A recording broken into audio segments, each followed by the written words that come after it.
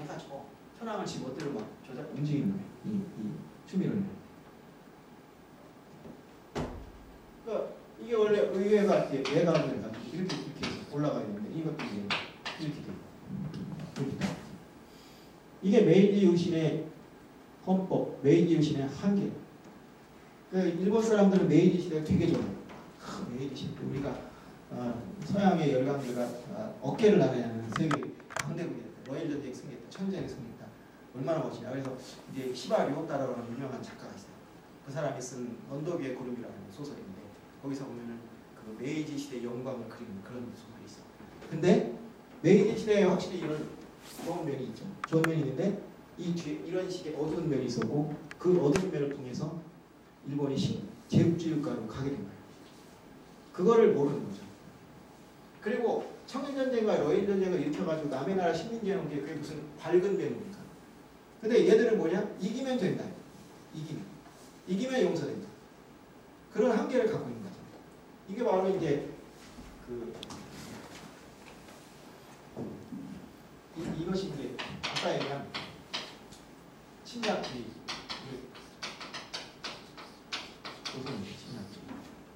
이 침략주의인데 이 침략주의의 기반이 뭐냐? 바로 그 선민사상.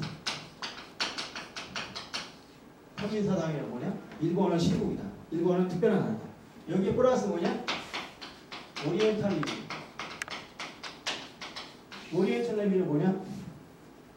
서양은 운명, 비서양은 야망. 고로 서양이 구제해줘야 된다. 일종의 메시아사. 그래서 기독교에 대해서 비판할 때 그런 얘기가 나와요. 이 기독교가 저런 사상을 보급시켜가지고 식민지 국가의 저항을 없애버린다. 너희들은 우리에게 구원을 받아야 인정다. 그러니까 식민지 통치를 받아들여. 실제로 조선에서도 그런 일이 벌어졌어요. 조합교회라는 교회가 있어요.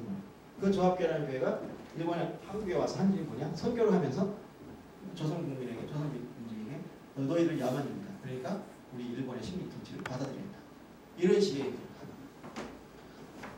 이게 서양에서 원래 이렇게 있어요. 근데 이걸 아시아판으로 바꿔버렸어요. 아시아판은 뭐냐? 일본, 문명.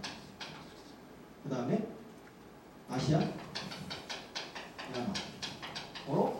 구원해야 됩니다. 구원해야 되니까 침략해서라도, 정복해서라도 우리를 구원해야 됩니다. 이런 메시아 사상, 잘못된 메시아 사상 갖게 됩니다. 그것이 바로 일본의 선민사상. 아까 얘기한 일본은 신국이다. 그리고 뭐 가미까지가 부른 나라다. 이런 식의 어떤 전통적 사상과 결합이 돼가지고 침략을 합리화시키는 그런 사상입니다. 자, 그러면 일본에는 침략 사상이 있었냐? 그건 아니죠.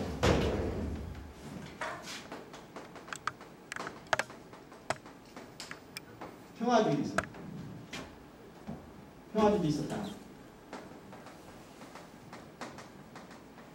나카이 초민이라는 사람입니다. 이 나카이 초민이 쓴 책에 보면은 세 명의 인물이 있거든요. 하나는 뭐냐? 신사, 하나는 호걸, 하나는 선생. 그 신사는 뭐냐? 평화주의, 이상주의. 그리고 호걸은 침략주의, 국가주의. 그리고 선생은 현실주의입니다. 그 일본의 세 가지 면을 이 나카이 초민이라는 사람이 그린 거예요. 근데 어떻게 되냐? 이 평화주의하고 아까 얘기한 침략주의가 이제 메이지 유신 다음에 계속 대립을 하게 되는데 1930년대에는 침략주의가 승리하죠. 자, 그래서 2차 대전. 그런데 전에 평화법이 있습니다.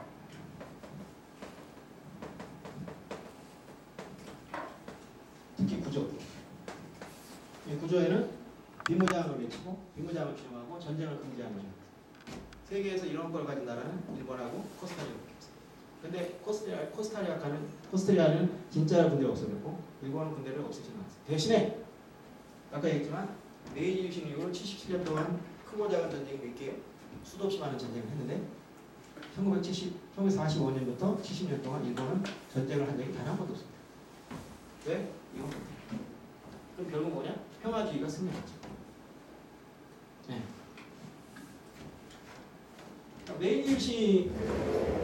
메이지유신하고 메이지유신과 근대 일본의 빛과 그림자. 그러니까 분명히 아까 얘기했던 헌법, 의회, 아시아에서 최초로 만들었어요. 분명히 높은 평가를 받아요. 그런데 그 이면에는 침략을 주장하는 그런 법이 있고 그것이 실제로 일본 근대를 후반부에 가서 침략의 시대로 바꿔버려요. 아니 후반부는 아니에요.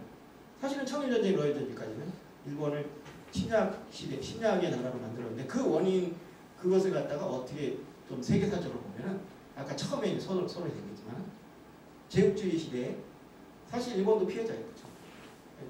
페리에 의해서 개국을 당했을 때 불평등조약을 강조했어요. 관세자주권도 없고 그다음에 영사재판권에서 재판을 지네 나라가 해. 미국하고 일본 사람하고 싸우면은 미국 영사가 재판해. 그건 또 뻔한 거 아니에요. 우리도 그런 많이 당했죠. 주한미군 그 재판 그 애들이 해가지고 지금 바뀌었죠. 지금 바뀌어서 그나마 나아졌죠. 그걸 갖다가 그 울분을 갖다가 자기들이 어떻게 해소했느냐? 자기들이 그 나라와 똑같은 나라가 돼가지고 조폭의 일부가 돼서 결국 거기서 벗어났다. 일본이 우리나라를 1876년은 개항시키잖아요. 강화도 조약. 그때 미국이 뭐를 건네주냐면 페리 원정 소사라는 책을 줘. 자, 이 책을 보고 배워라. 우리가 너희를 어떻게 협박시키고 어떻게 불평등을 만들었는지. 그러니까 네가 좀 해라. 왜냐? 조선을 개국을 시켜야 되는데 자기들이 나서는 것보다 네가 나서서 우리 대신 코를 풀어라. 그리고 1905년, 5년에 러일전쟁이 일어났잖아요. 그 러일전쟁이 뭐냐? 영국이 러시아를 제거하고 싶은데 자기가 하면 힘들잖아. 돈 들잖아. 그러니까 영일동맹을 맺어가지고 야 네가 해봐. 네가 해면은 우리가 조선을 줄게. 딱 약속을 하고 전쟁을 일으킨 거예요. 이게 이기니까 조선을 진짜 먹었잖아요. 그러니까 이제부터 너도 우리랑 같은 데다. 이런 어떤 세계적 사적인 흐름에서 일본의 침략을 볼 필요가 있는 거예요. 근데 오늘날에 와서 일본만 이렇게 어떤 비판을 한다면 그거는 그 뒤에 있는 침략이라는 본질을 잘못하는 거죠. 이것이 바로 이제 근대는 일본의 근대는 오늘날까지도 살아있는 거죠. 자유민주공동 이런 식으로 해가지고 일본의 근대 경제적으로 일본이 지금 세계 제3의 경제대국이죠. 그 경제 대국의 뿌리를 만든 것도 바로 이 메이지 유신 때 이런 산업혁명. 그러니까 일본은 여기 상업자본의 산업자본으로 바뀌었다는데 오늘 요거는 이제 좀 짧게 얘기하지만 보통 이 근대 산업을 발전할 때 우리가 생각하면은 상인들이 자본을 축적해가지고 기업을 일으키겠다 생각하지만 사실은 그런 대부분 상인들은 사업하기 싫어합니다. 돈놀이만 하려고 하지. 그럼 뭐냐? 그 제조업자들이 열심히 일을 해가지고 그래서 사업을 일으키는 경우가 됩니다. 근데 우리나라나 일본 같은 경우에는 특히 일본 같은 경우에는 상인들이 사업을 일으키는 경우가 많았어요. 왜 그러냐? 국가에서 밀어주니까. 국가에서 사업을 일으키라고 막 이렇게 밀어주니까 우리나라가 그랬잖아요. 특히 정지영이라든지 이런 사람들 보면은 국가에서 밀어줘가지고 사업을 일으키고. 그래서 재벌이 형성입니다.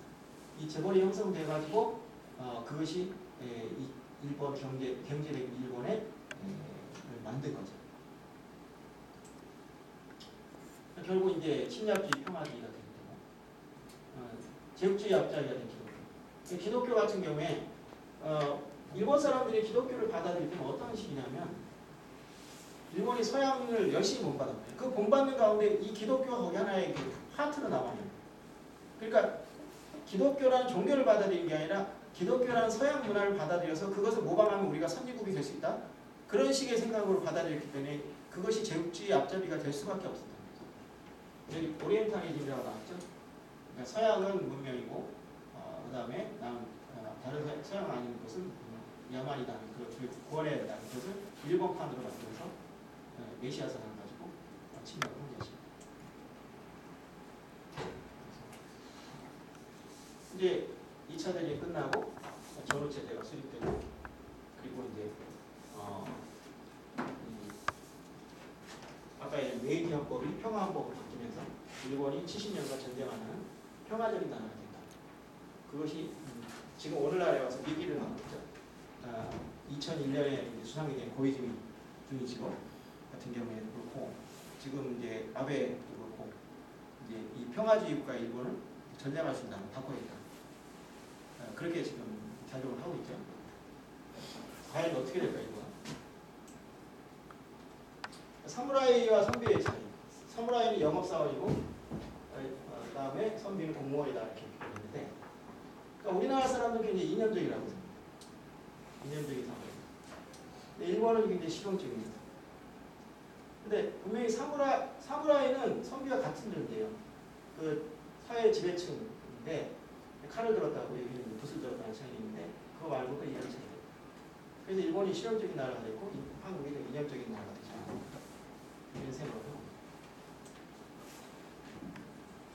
자, 이제 사무라이가 왜 일본은 사무라이가 지배되는지 답을 내는데 뭐 이미 답을 다 얘기했기 때문에 어느 정도 알겠지만 전쟁이 권력이 강하죠. 그러니까 독재자들이나 이런 사람들이 왜 그토록 히틀러가 저는 이제 그것 때문에 좀 이제 왜 히틀러가 모든 권력을 장악했는데 왜 굳이 전쟁을 일으켰을까 생각했는데 히틀러가 정권을 잡았다고 하지만은 그 정권을 유지하기 위해서는 뭔가 결집력이 필요하다는데 히틀러 자신이 그 정권을 잡기 전에 무슨 영웅적인 행동을 해서 그 공적을 쌓은 사람이 아니에요. 예를 들어서 히틀러가 정권을 잡을 때 그 당시 대통령이 힌덴부르크라는 사람이 있어요. 힌덴부르크는 독일의 영웅입니다.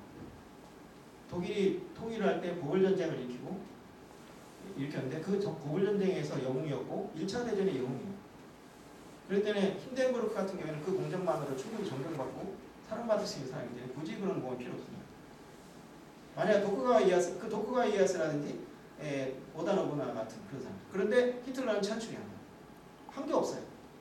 그렇기 때문에 뭔가 계속 끊임없이 자신의 권력을 강화시킬 뭔가를 만들지 않으면 권력이 위태로울 수 있다는 거죠. 그래서 전쟁을 일으켰다. 이렇게 볼 수 있는 거죠. 나폴레옹도 마찬가지예요. 나폴레옹은 혈적으로 왕이 된 황제가 된 사람이 아닙니다. 그렇기 때문에 뭔가 공적이 없으면 바로 무너질 수 있는 사람이라서 계속 전쟁을 일으켰다. 그 전쟁을 통해서 권력을 강화시켰다.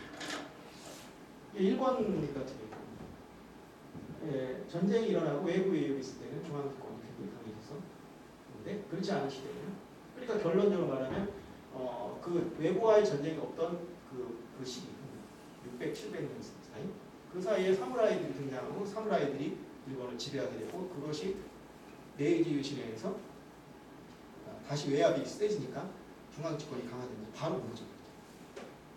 어느 정도 설득력이죠. 소련 1991년 12월에 소련이 무너졌습니다. 왜 무너졌을까? 1989년에 베를린 장벽이 무너졌어요. 그리고 동서와 냉전이 무너져 버렸습니다. 소련이 전속할 수 있었던 것은 냉전이라는 걸 통해서 계속적으로 미국과의 대립을 가지고 싸워야 되는데 미국과 냉전이 무너지니까 더 이상 소련이 전속할 이유가 없어집니다. 그래서 일본이 소련이 무너졌어요. 메이 정부는 반대입니다. 그러니까 원심력과 구심력이 각각 그 대외 위기를 통해서 강해졌다 약해졌다 하는 식으로 그래서 일본이 사무라이. 그러니까 사무라이라는 것을 이제 우리가 사무라이를 자꾸 연상하면 일본의 침략을 자꾸 연상해야 되는데 사무라이라는 것은 단지 칼을 든 선비일 뿐이고 선비는 붓을 든 사무라이일 뿐이지 그리고 역사적 산물일 뿐이지 사무라이의 모습을 보면서 여기 이제 무사도는 없다. 이런 책이 왜 있나?